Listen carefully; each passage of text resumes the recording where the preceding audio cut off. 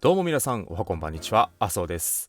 今回は前回までの動作をつなげてスムーズな動作に仕上げていく練習をしていきます。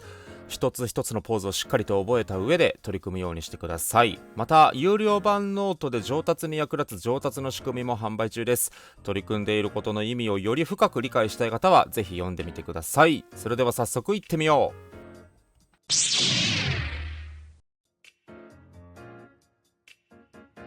まずお手本からいきます。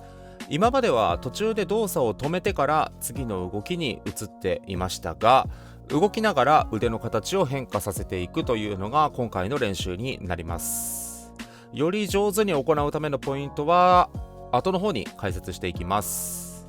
では NG パターンです。一番多いのがこのパターンです。キャッチが終わってプルの局面に移行していく際にポイントがずれてエルボーダウンしてしまうパターンです。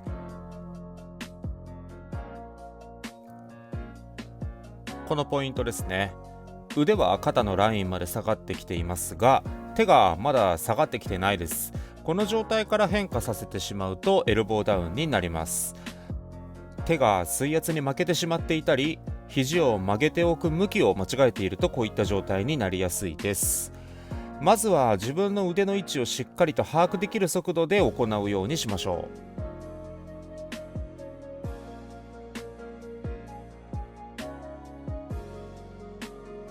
う。もう一度お手本に戻ります。大半の方が一個ずつ動作を止めて行っていた時よりもさらにゆっくりの速度でなければできないと思います。それくらい動作をつなげるということは難度が上がると思っておいてください。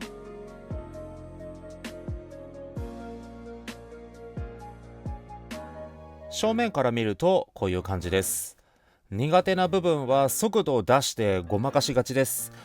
途中で加速させないで一定の速度で動作して動きを練り上げていきましょう。あと細かい点になりますが、手のひらの向きを常に足の指先側、要は後ろ側ですね、そちらの方に向け続けさせるというのも一つ重要なポイントになっていきます。そこまで細かくチェックできる方はぜひチェックしながら行うようにしてください。動作に慣れてきたら腕を動かす速度を上げていきます。速度を上げてもゆっくりやっていた時と同じ形でできているか注意深く観察しながら行うようにしてください。また速度を上げた際、もともと持っている悪い癖は誇張されて出てきやすいです。前提として悪い癖出てくるぞ、悪い癖出てくるぞと軽く疑いながら練習してみてください。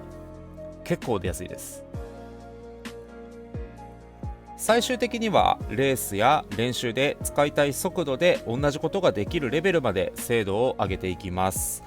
できない場合は速度を落としたりステップを下げて各局面の動作確認をしたりして難度をコントロールしていってください。今回のエピソードはここまでです。僕の活動を応援してくださるという方はチャンネル登録と高評価ボタンぜひよろしくお願いいたします。それではまた次回お会いしましょう。バイバイ。